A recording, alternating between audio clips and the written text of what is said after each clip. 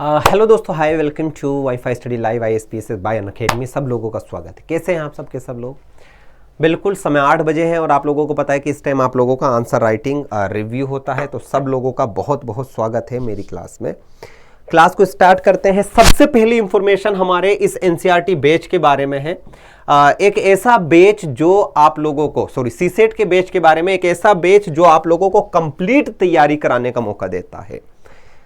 Complete syllabus, systematic तरीके से guidance for CSET। हमें पता है कि CSET लगातार टफ हो रहा है और अक्सर हम इसमें मार खा रहे हैं। बहुत सारे बच्चों का एग्जाम केवल इसलिए क्वालिफाई नहीं हो पाता क्योंकि उनका CSET नहीं होता है।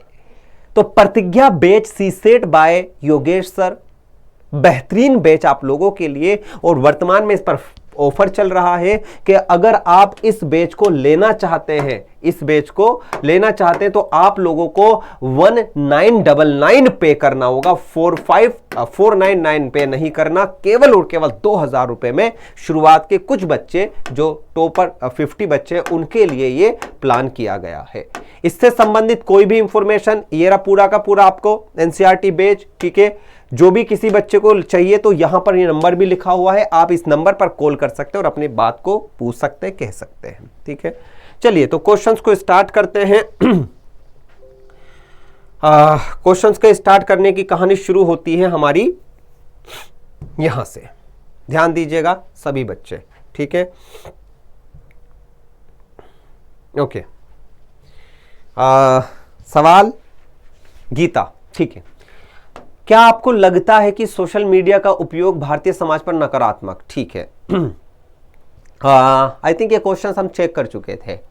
सोशल मीडिया एक ऐसी तकनीक है जिसके द्वारा अपने विचारों, सूचनाओं लोगों के साथ शेयर कर सकते हैं, जैसे फेसबुक, ट्विटर, व्हाट्सएप, यूट्यूब सबसे बड़े सोशल मीडिया प्लेटफॉर्म है। हाँ, मुझे याद है कि ये क्वेश्चन हमने रिव्यू कर लिया था। इनके लिखने का तरीका बहुत बढ़िया, बहुत अच्छे से इन्होंने अपनी बात को कही थी, समझाई थी और मैं इससे पूरी तरीके से सकारात्मक तौर पर प्रभावित भी था। तो इसमें कोई टेंशन नहीं है। पहला क्वेश्चन हम यहां पर स्किप कर देते हैं। चलिए दूसरे क्वेश्चन की तरफ चलते हैं। भारतीय संविधान के तहत मौलिक अधिकार ने भारतीय लोकतंत्र के कामकाज के लिए एक मजबूत आधार प्रदान किया, लेकिन ये केवल नाम के लिए मौजूद है। इस प्रकार उनका केवल औपचारिक मूल्य है। शीर्ष न्यायालय के कुछ निर्णयों के परिप्रेक्ष्य में बताइए। बहुत बढ़िया क्वेश्चन है, बहुत बढ़िया। मतलब फंडामेंटल राइट को इससे बेहतर तरीके से एक्सप्लेन नहीं किया जा सकता। तो इससे बेहतर आप लोगों को कुछ भी नजर नहीं आएगा, ठीक है। तो इस क्वेश्चंस के बारे में क्या क्या बातें रखी गई है, क्या क्या चीजें रखी गई हैं, तो अब हम उनको भी देख लेते हैं, उनको भी समझ लेते हैं क्या कहना चाहते हैं, ठीक है। तो ध्यान दीजिएगा भाई, ध्यान दीजिएगा, मेरे क्वेश्चंस को समझिएगा, ठीक है। क्या है मौलिक अधिकार? वे अधिकार हैं, सबसे पहले मौलिक अधिकारों को इन्होंने एक्सप्लेन किया है।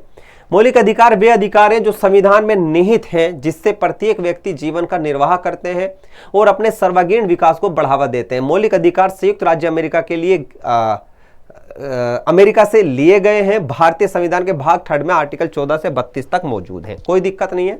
इंट्रोडक्शन बड़ा अच्छा लिखा है आप लोगों ने, एकदम सही है, कोई दिक्कत नहीं है। उसके बाद दूसरे पार्ट की तरफ जब हम चलते हैं तो उन्होंने मौलिक अधिकारों को एक्सप्लेन करने की कोशिश की है। मौलिक अधिकार कौन कौन से हैं? लाइक समानता का अधिकार, स्वतंत्रता का अधिकार, धार्मिक स्वतंत्रता का, शोषण का विरोध, सांस्कृतिक, ठीक है, कोई दिक्कत नहीं। नाम मात्र के क्यों है? सार्वजनिक क्षेत्र में समानता सभी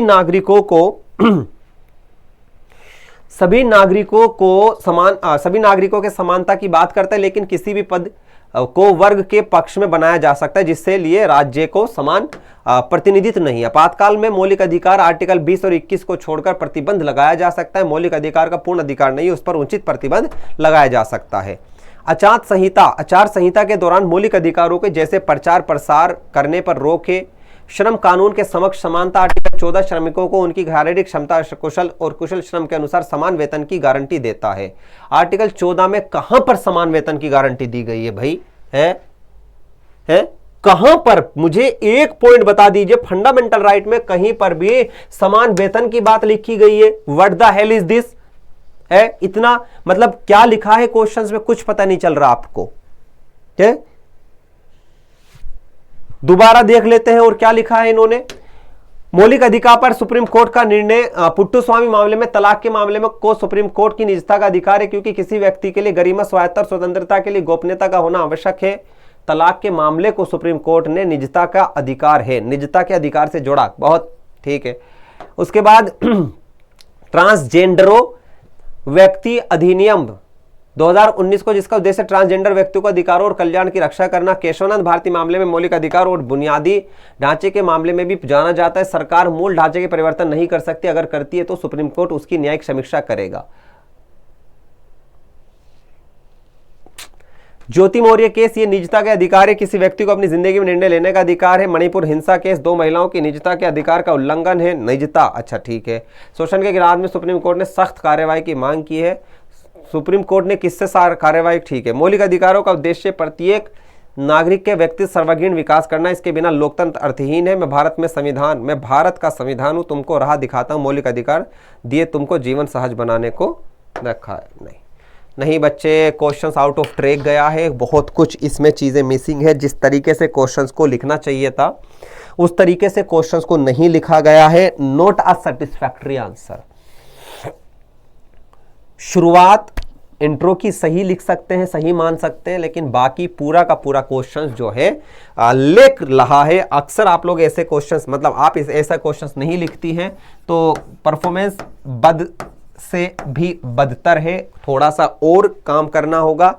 कुछ चीजें, लास्ट वाला कंक्लूजन अच्छा लगा है। अब इसे निजता के अधिकार के साथ, मणिपुर वाला, ठीक है, निजता के अधिकार के साथ आप इसे महिलाओं के शोषण के साथ, आर्टिकल 21 जीवन के साथ गरिमापूर्ण जिंदगी जीने का अधिकार है, उसके साथ कनेक्ट कर सकते थे। समझ में आई बात। वेतन वाली बात कहीं भी फंडामेंटल राइट में नहीं लिखी है, एक ही पॉइंट ने नकारात्मक प्रभाव डाला। ये 3 नंबर भी ज्यादा है, 2 ही मिलने चाहिए थे। Note satisfied with your answer, ठीक है। नेक्स्ट क्वेश्चन,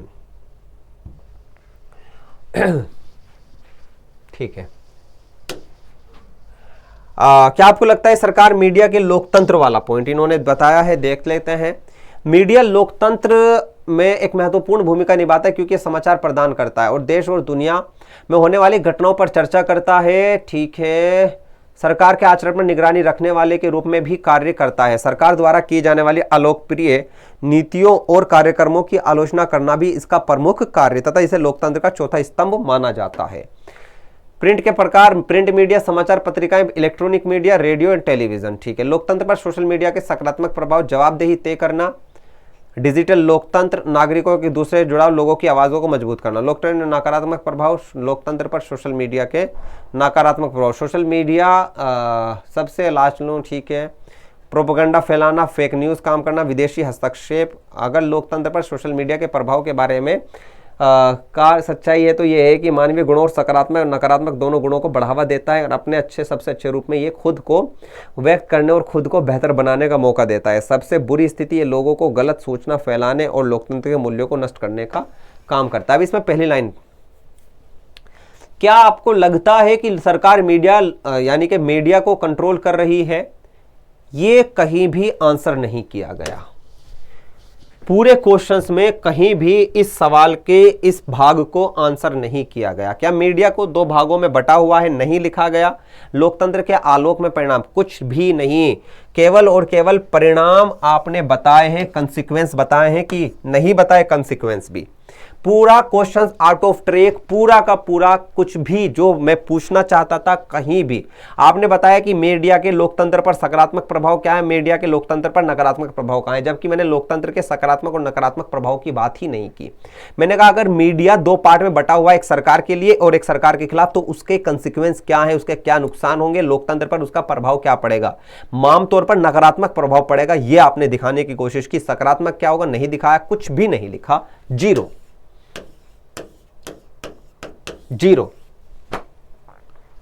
नोट आ, मतलब एक ऐसा ऑप्शन जो किसी भी तरीके से सही साबित नहीं हो सकता। नोट अ गुड आंसर, ठीक है। चलिए नेक्स्ट क्वेश्चन देख लेते हैं। व्यक्तियों के पृथक्करण, शक्तियों के पृथक्करण वास्तविक, आर्थिक, काल्पनिक है। चलो इस क्वेश्चन को देखेंगे लास्ट में, उसके बाद चलते हैं हम यहां पर। Upasana Tiwari, fundamental right, Indian constitution. भाई थोड़ा सा स्कैन करके भेज दिया करो भाई बच्चा, बहुत बहुत आपका मतलब मैं आभारी रहूंगा अगर आप इन क्वेश्चंस को स्कैन करके भेज दें, ठीक है।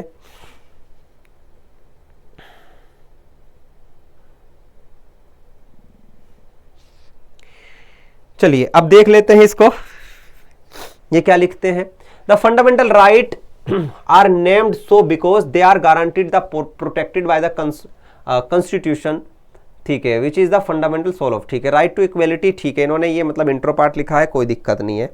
Right to which is available to citizen, okay, ये अनसर्टेन, बट ठीक है। देखो अब इस क्वेश्चन की कहानी क्या थी और इन्होंने लिखी क्या है, ठीक है, जबकि इन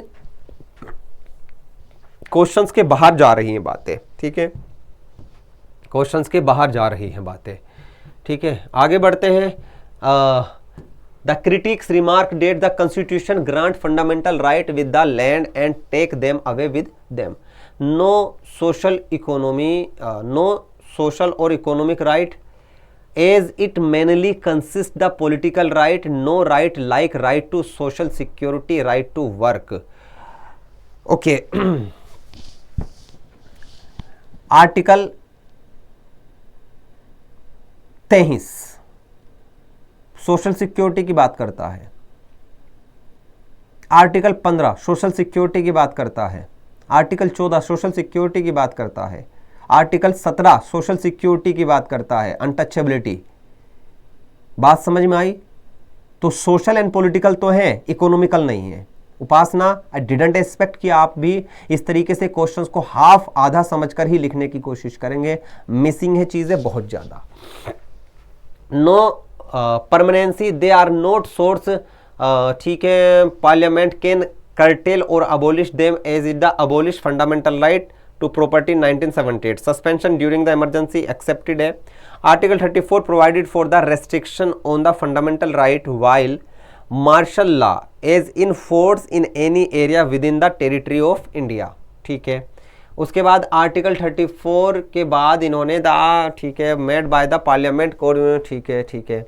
Thus we can say fundamental right exists only formalities, but Indian Constitution provide right to constitution remedy bhaktis, which is the remedies for the enforcement of the fundamental right of aggrieved citizen. B.R. Ambedkar, if it is the very soul of the constitution, ठीक है। बच्चा मुझे ये बताओ, यहाँ पर मैंने कहा था कि thus only a formalities value examine the view of some of the judgment of the apex court. Did you write any judgment, any example like Puttaswamy, like Keshwanand, like Golaknath case, like Minerva Mill case, कुछ भी कहीं पर mention करने की कोशिश की है? आधा अधूरा answer, how I mark this question, कैसे मार्क्स करूं? जो चीज लिखनी थी वो लिखी ही नहीं है, जो चीज जरूरत थी, एपेक्स कोर्ट के बारे में बताया आपने, कुछ चीजें लिखी हैं, आधा सही मान लिया, लेकिन जो जरूरत थी, जहां पर चेंजेस की आवश्यकता थी, वो कहीं ना कहीं पूरी तरीके से मिसिंग है। Note accepted, note a good answer, ठीक है। करने की कोशिश करोगे तो चीजें कुछ कुछ बेहतर कर लोगे, ठीक है। केवल इतने मार्क्स, वो भी इसलिए क्योंकि कुछ स्टार्टिंग के पोर्शन ठीक है और लास्ट का पोर्शन ठीक है, लेकिन पूरा का पूरा क्वेश्चंस जिस तरीके से, मुझे तो सबसे ज्यादा जरूरी थी जजमेंट की, जब उसने लिखा कि जजमेंट के आधार पर जस्टिफाई करो, ठीक है। Upasana, not happy with that, ठीक है। चलिए, did you think government controlling the press and media act as the watchdog and inform the public about the actions of the government. The media oftenly reform the fourth pillar of democracy. Government control media and its impact can undermine the press freedom and democratic principle. Censorship, ठीक है, बहुत बढ़िया, censorship के माध्यम से control करती है, जाहिद होंगे ये, ठीक है। प्रोपोगेंडा, गवर्नमेंट में use state owned media to propagate their agenda shaping opinion of in their favour. Example, Russia control of media, limited access of information, ठीक है, विदाउट, ठीक है, ये भी अच्छे से इन्होंने बताने की कोशिश की है, कोई दिक्कत नहीं है। North Korea limited information from outside the world, बहुत बढ़िया, बहुत बढ़िया, वहां के कंटेक्स्ट में इन्होंने एक्सप्लेन किया। Threat to journalist, journalist for exploitation in the violence reportedly against the government. Example, journalist murder in Mexico. थोड़ा सा भारत के कंटेक्स्ट में भी आ जाते हैं महोदय, भारत के कंटेक्स्ट में भी बहुत सारे लोगों के एग्जाम्पल आप लिख सकते थे कि आप सरकार के खिलाफ जाओगे, आपको नौकरी को निकाल दिया जाएगा। बहुत सारे एग्जाम्पल ऐसे मौजूद हैं जहां पर सरकार के खिलाफ रिपोर्टिंग या सरकार ही मीडिया को कंट्रोल कर रही है और नए नए पैमाने, नए नए चीजों को सेट कर रही है। Media bifurcation impact, miss information में स्पेन, ठीक है, बहुत बढ़िया, ठीक है। उसके बाद चैलेंजेस टू ट्रूथ, ठीक है ठीक है ठीक है। मीडिया लिटरेसी, ठीक है, need to develop media literacy skills. बच्चे, बाइफर्केशन का मतलब यह है कि मीडिया दो भागों में बटी हुई है, एक प्रो सरकार, प्रो गवर्नमेंट, एक एंटी गवर्नमेंट, और वो पॉइंट इसमें भी मिसिंग है, ठीक है। आपने लिखा सब कुछ है, लेकिन कहीं ना कहीं कुछ चीजों को आपको और बेहतर करने की आवश्यकता थी, और बेहतर आप लोग इसको कर सकते थे। जाहिद, उम्मीद थी शुरुआत जैसे आपने की, जैसे आपने की ऐसा आपने लिखने की कोशिश की, बहुत बहुत बढ़िया लिखा, लेकिन कुछ क्वेश्चंस की चीजें जो थी मिसमैच कर गई। मिसमैच का मतलब यह है कि उम्मीद थी कि आप इसके बारे में बेहतर तरीके से सोचकर समझकर लिख पाएं, वो कहीं ना कहीं मिसिंग रहा, कहीं ना कहीं उस पर हमें काम करने की आवश्यकता है। In the healthy democracy media should be independent, diverse and free from government control, and in India press act are as a British time need updated regulation. ठीक है ठीक है। देखो, आपने वर्ल्ड के कंटेक्स्ट में दिखाया, मेरा मीडिया के कंटेक्स्ट को इंडिया के कंटेक्स्ट में रिप्रेजेंट करना था, जिसमें पॉजिटिव नेगेटिव यानी कि सरकार के फेवर और सरकार के अगेंस्ट बात करनी थी। कहीं ना कहीं वो पहलू मिसिंग है, but as compare to other student you create, मतलब एक अच्छा इंपैक्ट आपने क्रिएट करने की कोशिश की, but not up to the mark. जाहिर, need to be improve. Questions को समझो, 2 बार 3 बार पढ़ने की कोशिश करो, देखो कि क्वेश्चंस असल में क्या कहना चाहता है, किन चीजों में बदलाव चाहता है, किन चीजों में वो देखना चाहता है, वो बहुत जरूरी है। ठीक है, वो जरूरी है, फिर उसी के हिसाब से चीजों को समझ पाओगे, चीजों को देख पाओगे, ये ज्यादा मायने रखता है। ठीक है, बात समझ में आई, एकदम क्लियर है। चलिए नेक्स्ट देख लेते हैं, अगले क्वेश्चंस के कंटेक्स्ट में किसको क्या नजर आता है। नेक्स्ट क्वेश्चंस भी जाहिद का ही है, ठीक है। नेक्स्ट क्वेश्चन है इनका फंडामेंटल राइट के कंटेक्स्ट में। द फंडामेंटल राइट आर्टिकल 12 से 35 of Indian constitution have been recognised by a high degree protection from the encroachment. बहुत बढ़िया, बहुत बढ़िया, एकदम काबिले तारीफ। इन्होंने अपना इंट्रोडक्शन दिखाने की कोशिश की, इन्होंने अच्छे से अपनी चीजों को लिखने की कोशिश की। ठीक है, उसके बाद आगे बढ़ते हैं आगे बढ़ते हैं।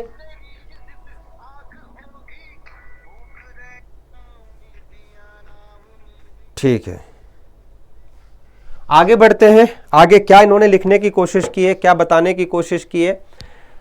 Article 32 of the Supreme Court is ultimately protector and interpreter of the fundamental right. However, these rights have been criticized for the lacking effective enforcement and merely the exercising the theory of the rather than practices. ठीक है, केवल लिखित में दिखाई देते हैं।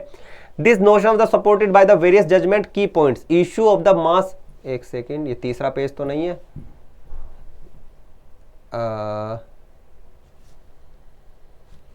तीसरा page भाई, नाम भाई मार्क वो डाल दिया करो भाई, नहीं ठीक है, ठीक है। उसके बाद इन्होंने की पॉइंट लिखे, क्या क्या लिखे, restriction of the freedom of speech on online, ठीक है, जजमेंट, ठीक है, बात इंस्ट्रूमेंट द सबरीमाला है ना, नहीं क्या लिखा है भाई, कौन सी टेम्पल है, थोड़ा सा शब्दों की बनावट पर काम कर लो जाहिद। अगर अपनी बात को सही तरीके से एग्जामिनर को नहीं समझा पाओगे, अपनी बात को एग्जामिनर को नहीं दिखा पाओगे, तो फिर कैसे उसे कहोगे कि you are better than other candidate, कहां से इस बात को जस्टिफाई करोगे। ठीक है, the right of life and personal liberty real firm in the Maneka Gandhi case versus, बहुत बढ़िया, ये अच्छा लिखा है। सबरीमाला केस ही होगा, ठीक है, सबरीमाला भाई थोड़ा सा देख लें भाई क्या क्या लिख रहे हो। एंट्री केस स्ट्रगल आर्टिकल 14 और आर्टिकल 21 भी डिग्निटी के साथ भी कनेक्टेड था वो, है ना। फ्रीडम ऑफ रिलीजन, राम जन्मभूमि, ठीक है, बाबरी मस्जिद केस, राइट टू प्रोटेस्ट, ठीक है, farmer protest loss the blame between the right, ठीक है ठीक है, right to education challenges the persistent, ठीक है ठीक है, Mohini Jain versus state of Karnataka. देखो यहां पर आपने बस एक ही कमी, जाहिद, आई सिंसियरली, मैं लिटरली ये बात कहना चाहता हूं कि थोड़ा सा जल्दबाजी को छोड़कर रुककर अपने क्वेश्चंस को लिखने की कोशिश करो। रुक कर अपने क्वेश्चंस को लिखोगे तो आपकी चीजें बेहतर होंगी, आप चीजों को बेहतर तरीके से लिख पाओगे, समझ पाओगे। अच्छा कर रहे हो, बहुत बढ़िया व्यूज हैं, ठीक है। केवल और केवल कमी है रिप्रेजेंटेशन में। The fundamental right in the Indian constitution Indeed provide a strong foundation for the democracy, but the practical enforcement of these right faced challenge. The judiciary role is important to ensure the meaningful and robust democracy in India. Robust democracy, बहुत बढ़िया, बेहतर, ठीक है। बस handwriting की कमी है, ये हैंडराइटिंग बड़ी मार आपको दिलाएगी, रोज आपका 1-2 नंबर खा जाती है। तो हैंडराइटिंग पर काम करो, हैंडराइटिंग को ठीक करने की कोशिश करो। हैंडराइटिंग ठीक कर लोगे तो चीजें ठीक हो जाएगी। ये कौन है भाई? पूजा है। Do you think government controlling, ठीक है, in democratic society mass media of the driving force of the public opinion is also standing the democratic value. It empower the people by the providing balance fact educate the voter and ensure that government is transparent and accountable, ठीक है। Local media in the age of information and technology, media play a very significant role in indicating the mass, and the media should not publish anything which is corrupt the public mind. The disturb social peace for a healthy society, sharing of views, ठीक है। इन्होंने मतलब बताया है शुरुआत में क्या, ठीक है। उसके बाद इन्होंने गुड गवर्नेंस, कहाँ चला गया भाई, एक सेकेंड,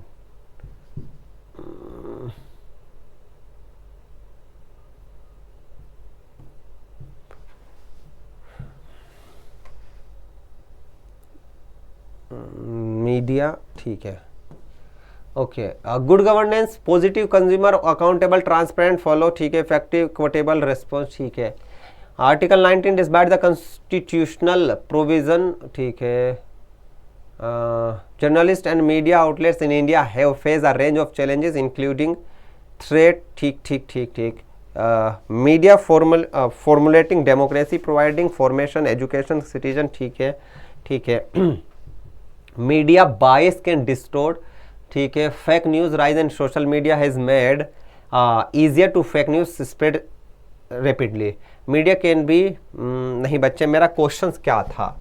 पूजा क्वेश्चन है, डू यू थिंक डेट सरकार जो है मीडिया को कंट्रोल कर रही है, मीडिया डेमोक्रेसी को, यहां पर गवर्नमेंट कंट्रोलिंग मीडिया, मतलब यहां पर बताना था कि क्या मीडिया डेमोक्रेसी के कंटेक्स्ट में मीडिया को कंट्रोल कर रही है? क्या मीडिया दो पार्ट में बटी हुई है, प्रो गवर्नमेंट और anti government? Write down the consequence of light of democracy, democracy को सोचते हुए इस बारे में बताइए। नथिंग, जो भी क्वेश्चंस की डिमांड थी नहीं रखी गई। पूजा रीराइट, नोट एक्सेप्टेड, दोबारा लिखना है भाई, दोबारा पूरी तरीके से। मैं कहूं कि ठीक है आपने इंट्रोडक्शन लिख दिया, मैं 1 नंबर दे दूं और 1 नंबर में आप खुश नहीं होंगी, तो इस क्वेश्चन को रीअटेम्प्ट करना है। पहलू, क्या सरकार मीडिया को कंट्रोल कर रही है? अगर हां तो कैसे? क्या मीडिया दो पार्ट में बटी हुई है? हां, प्रो गवर्नमेंट एंटी गवर्नमेंट, एक अपोजिशन के लिए काम करती है, गवर्नमेंट के लिए, और उसका डेमोक्रेसी पर क्या इंपैक्ट पड़ रहा है? डेमोक्रेसी नामात्र की बनकर रह गई है। इस कंसेप्ट पर काम करते हुए इस क्वेश्चन को लिखना है, समझना है, तब काम करना है। नॉट एक्सेप्टेड दिस क्वेश्चन, ठीक है। चलिए, fundamental right are the basic human right in the constitution which is guaranteed to the all citizen, they are applied without the discrimination.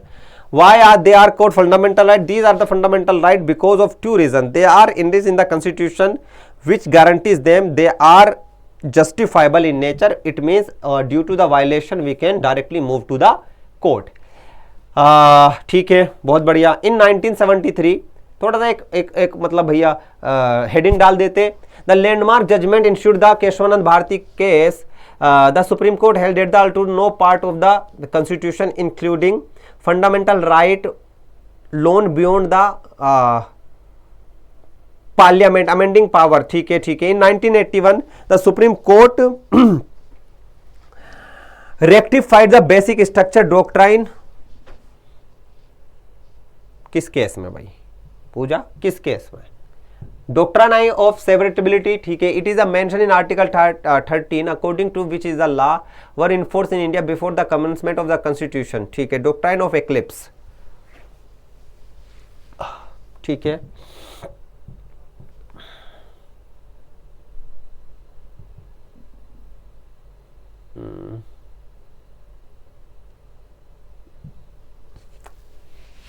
Fundamental right under Indian constitution provide a strong base for the functioning of Indian democracy. कहां target किया इस बात को है, मुझे ये बताओ, ये कहां पर टारगेट किया आपने क्वेश्चंस? क्या कर रहे हो बच्चे, है किस तरीके से अपनी चीजों को लिखने की कोशिश कर रहे हो, क्या कहना चाहते हो? क्वेश्चंस आज आउट ऑफ ट्रैक क्यों जा रहे हैं? Pooja, I didn't expect this from you. तुम औरों से कई गुना बेहतर हो, अच्छा कर रही हो, मेहनत कर रही हो, उसके बाद भी ये छोटी छोटी सी गलतियां। उसके बाद but they exist merely in the name and दस हैव ओनली फॉर्मेलिटीज वैल्यू। कहां पर फॉर्मेलिटीज, कहां पर दिखाने की कोशिश की? टोटली आउट ऑफ ट्रैक, ठीक है। दोनों क्वेश्चन रीराइट करो, नहीं मजा आया, बुरा लगा, एक्सेप्टेड है, बट नहीं है भाई, आउट ऑफ ट्रैक गया है। 15 में से अगर 2 नंबर दे दूं तो मेरे हिसाब से ये 0 के बराबर है, ठीक है। आप जैसे बच्चे के अगर 7 नंबर से 8 नंबर से कम आते हैं तो वो समझ लीजिए कि बहुत ज्यादा उस पर काम करना बाकी है, ठीक है। नोट अ गुड आंसर, ठीक है। ओके, ये है mass movement in Indian hill region have been increase critically analyse. The most basic reason in the angle of response to slope of the hillside if angle of overly steep. Geography का question है, gravity will pull the material downward causing a mass movement. The angle of response is also influence how fast the material will move. भाई एक बार इस question को आप जो है अपने मदन सर को भेजिएगा, ठीक है। अगर मदन सर रिव्यू कर देते हैं अच्छी बात है, नहीं तो कल की क्लास में मैं आपका रिव्यू कर दूंगा। फिलहाल इस क्वेश्चन को मैं स्किप करूंगा, ठीक है। थोड़ा सा है ना, ध्यान देना है। चलिए ये क्वेश्चन देख लेते हैं भाई, ये किसका क्वेश्चन है?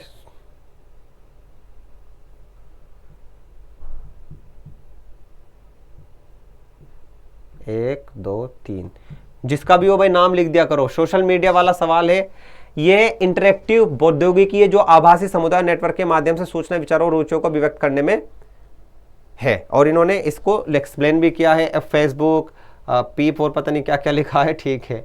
सोशल मीडिया में दुनिया भर में 30 जून को मनाया जाता है। जरूरत नहीं थी, 1997 में दुनिया का सबसे पहले सोशल मीडिया प्लेटफॉर्म लॉन्च हुआ था, ये जरूरत नहीं थी। वर्तमान समय में दुनिया भर के लगभग 4.9 बिलियन लोग सोशल मीडिया का उपयोग कर रहे हैं तथा भारत में यह आंकड़ा लगभग 46 करोड़ के आसपास है। 2005 में इंटरनेट का उद्भव ईमेल के माध्यम से हुआ, नहीं है जरूरत। सोशल मीडिया के द्वारा किसे मानवीय जीवन प्रभावित, तो लगभग 30 वर्ष पहले जिस संदेश चित्र एक स्थान से दूसरे स्थान के बारे में सोचना, देखना, नई जानकारी प्राप्त करने में घंटों, महीनों आदि का इंतजार करना पड़ता था, लेकिन आज ये दुविधा एक सुविधा में बदल गई है। उस सुविधा को सोशल मीडिया कहा जाता है, जिसे हम 2 पहलुओं को देखते हैं, सकारात्मक और नकारात्मक।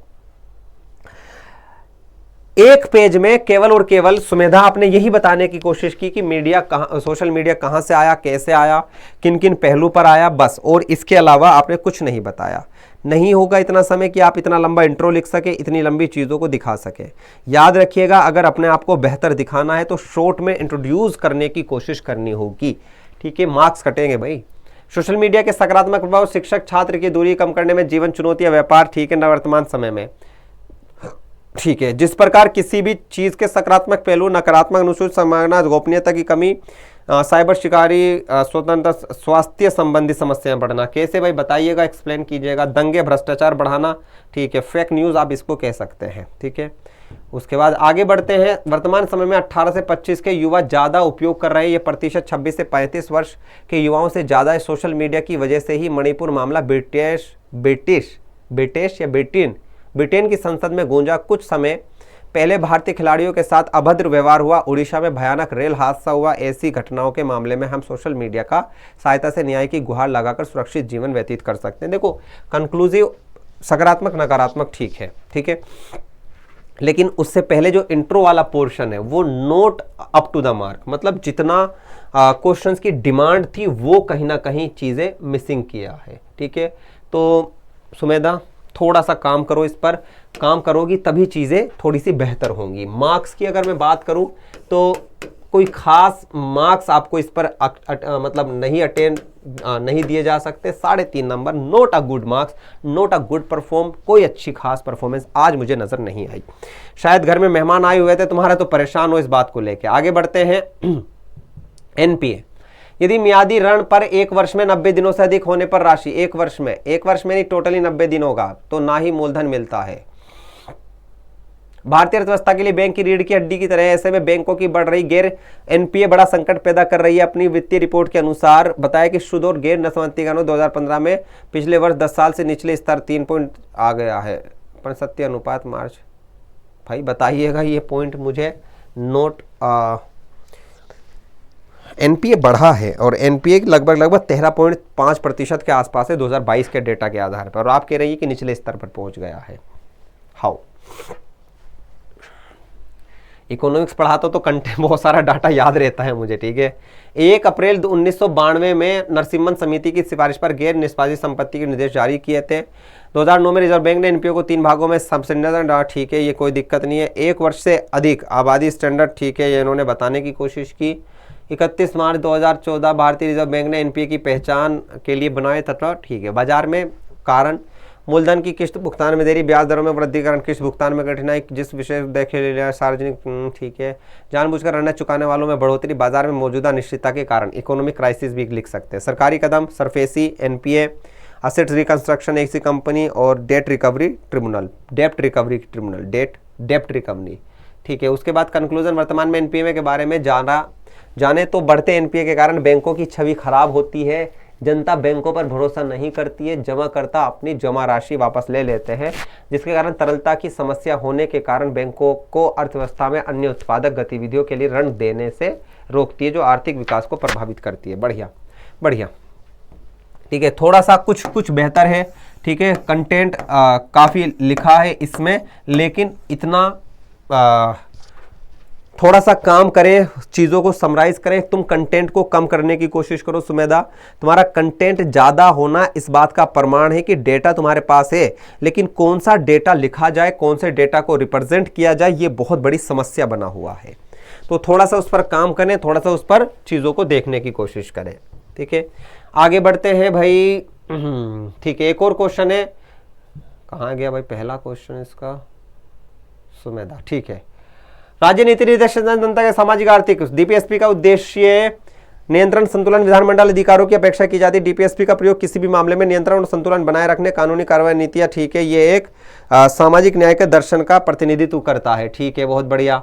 उसके बाद लेकिन डीपीएसपी सामान्य राजनीतिक घोषणा के रूप में कार्य करता है, क्योंकि कुछ महीनों में भारत में बड़े बड़े हादसे दंगे हुए, जिसमें मणिपुर दंगा, उड़ीसा रेल हादसा, देश सार्वजनिक पदक, रेल। डीपीएसपी कहाँ सो रहा था? डीपीएसपी का कोई इंसान है? क्या मतलब इस बात का भाई? क्या डीपीएसपी सुप्रीम कोर्ट है? इसलिए ये सिर्फ कागजों पर अलंकृत न्यायिक पहलू नहीं है। क्या कहना चाहती हो सुमेधा? बच्चे क्या बताना चाहती हो? डीपीएसपी से संबंधित सवाल क्या है? डीपीएसपी क्या है? ध्यान दीजिएगा। ये कह रहा है, कहां है भाई आलोचनात्मक पहलू? ये कह रहा है राज्य के नीति निर्देश सिद्धांत एक सामान्य राजनीतिक घोषणा पत्र के रूप में कार्य करते हैं। भारत में कार्यान्वयन आलोक के कथन पर आलोचनात्मक विश्लेषण करें। कानून बनाकर काम करते हैं। कानून सरकार को पावर देते हैं कि वो कानून के अनुसार काम कर सके, कानूनों पर काम कर सके। ये पहलू इसमें शामिल है और ये पहलू आपने बाकायदा इसमें मिस रखा है। तो थोड़ा सा ध्यान दें, थोड़ा सा इस पर काम करने की कोशिश करें, ठीक है। उसके बाद इन्होंने लिखा है राजनीतिक सिद्धांत का कार्यान्वयन, ये ठीक है। डीपीएसपी माद लगभग 1961 1986, ये ठीक है। शराबबंदी भी लिख सकते थे। महात्मा गांधी ग्रामीण, बहुत बढ़िया। ये केवल और केवल मुझे अच्छा लगा है, मतलब ये अप टू द क्वेश्चंस, मतलब जो चीज़ ज़रूरत थी उसको ही इन्होंने बताने की कोशिश की, बाकी चीज़ों में मिसमैच हुई चीज़ें। आलोचनात्मक पहलू, इसका कोई कानूनी बल नहीं है, यह अतार्किक रूप से व्यवस्थित है, प्रकृति में रूढ़िवादी है, केंद्र तथा राज्यों के बीच संवैधानिक टकराव पैदा कर सकता है। प्रकृति में रूढ़िवादी कैसे है भाई? है क्या पुराने डीपीएसपी लगातार चलते हुए आ रहे हैं? चंपक राय दोराजाए कैसा गलोया, ठीक है। मिनर्वा मेल केस क्या आया था, इनमें कुछ नहीं बताने की कोशिश की। ये कुछ ऐसे तथ्य हैं जहां पर न्यायिक पूर्ण फैसला ना होने की वजह से डीपीएसपी के कार्यान्वयन के पक्ष में आलोचना हुई है। यदि डीपीएसपी को पूर्णतः कानूनी मान्यता नहीं तो इसे संविधान में होना हो या ना होना महत्व नहीं है। डीपीएसपी को पूरी कानूनीता, डीपीएसपी जस्टिफाइबल नहीं है, अर्थात सरकार को पावरफुल बनाते हैं। डीपीएसपी के माध्यम से सरकार किसी भी प्रकार के कानूनों को इंप्लीमेंट कर सकती है, जैसे शराबबंदी, महिलाओं के लिए कुछ भी कल्याणकारी योजनाओं की बात करते हैं। कहीं पर मिसिंग, मतलब पूरी का पूरा सवाल ट्रैक पर तो है लेकिन दूसरे ट्रैक पर चला गया। आपने बताया तो डीपीएसपी है लेकिन ट्रैक के बाहर जाकर बताया। नोट आ सैटिस्फैक्टरी आंसर। आज परफॉर्मेंस बच्चों की पता नहीं क्यों खराब है, क्या वजह है, ठीक है, तो नहीं है अप टू द मार्क, कुछ भी नहीं है क्वेश्चंस में, ठीक है। जो क्वेश्चंस देखना चाहता है, जानना चाहता है, वो कहीं ना कहीं पूरी तरीके से मिसिंग है, ठीक है। चलिए, सोशल मीडिया वाला तो चेक हो गया था आपका, ठीक है। इसके बाद आता है रागनी। राज्य के नीति निर्देशक सिद्धांत डीपीएसपी आईटी संविधान से लिए गए हैं। अवधारणा कल्याणकारी राज्य बनाना है, बढ़िया विषय, ठीक है। भारतीय संविधान का भाग 4 आर्टिकल 36 राज्य शब्द को परिभाषा करता है। कई नीति कानून बनाने सभी रखना चाहिए। निर्देशित सिद्धांत प्रकृति में गैर न्यायिक है, यानी उनका उल्लंघन अदालतों के लिए कानूनी रूप से लागू नहीं होगा, ठीक है। आगे, नीति निर्देशक सिद्धांतों की आलोचना गैर न्यायोचित चरित्र है, न तो ठीक से योजना और न ही श्रमिक रूप से गारंटी, प्रकृति में रूढ़िवादी है। नीति निर्देशक सिद्धांत की उपयोगिता भारतीय संघ में सभी साहित्यों के लिए एक प्रकार का इंस्ट्रक्शन उपकरण है। अदालतों की मदद में पौराणिक समीक्षा की अपेक्षा की अपनी शक्ति का प्रयोग करते सत्ता में पार्टियों के बदलाव के बावजूद राजनीतिक, आर्थिक, सामाजिक क्षेत्रों के घरेलू एवं विदेशी समुदायों पे स्थिरता, स्वतंत्रता को सहज बनाना, मौलिक अधिकार सिद्धांतों को प्रभावी बनाना। इन सिद्धांतों का प्रभाव जातीय, भूमि सुधार, श्रम सुधार, स्वास्थ्य, ठीक है, कुछ कानून। आज मूल अधिकार को निर्देशित सिद्धांतों पर सर्वोच्चता प्राप्त है। फिर भी निर्देशित सिद्धांतों के लागू करने के लिए मौलिक अधिकार को संशोधन किया जा सकता है, जब तक कि संशोधन से संविधान की मूल संरचना प्रभावित ना हो, ठीक है। बहुत बढ़िया भाई, ये कंक्लूजन परफेक्ट है।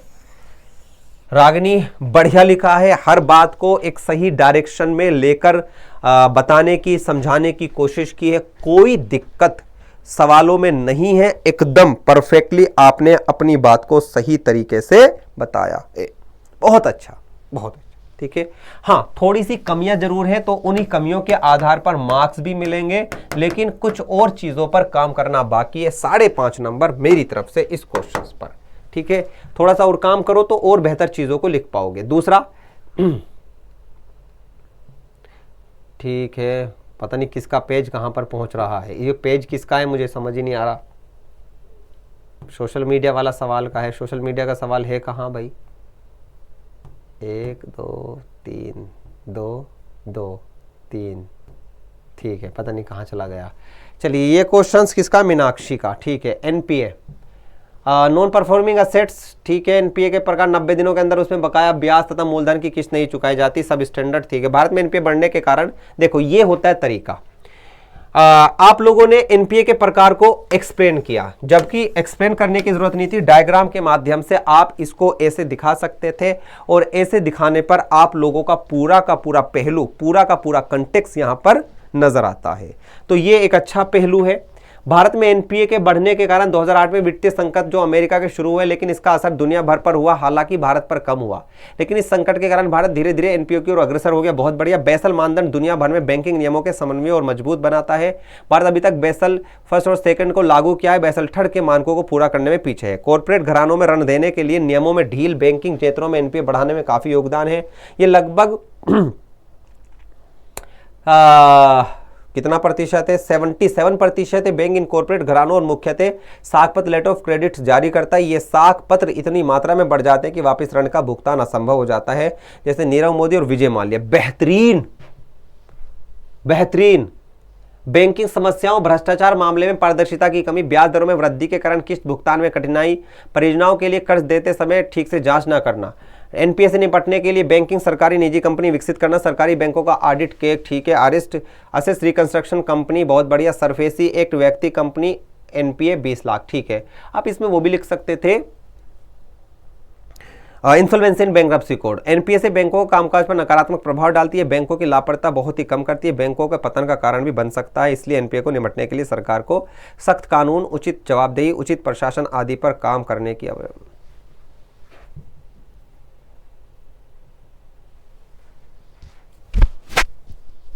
बहुत बढ़िया, बहुत बढ़िया।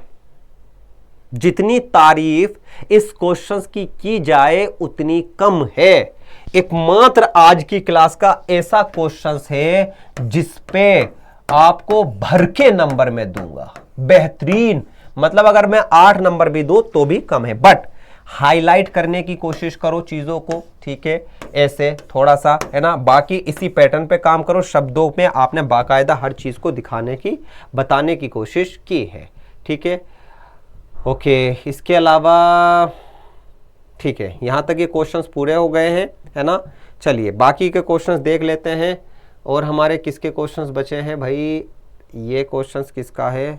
लोकतंत्र वाला, ठीक है, ये तो हमारा हो गया, ठीक है। नेक्स्ट क्वेश्चन है हमारा ये, ठीक है। इसको क्या देखते हैं भाई, इसको भी समझ लेते हैं।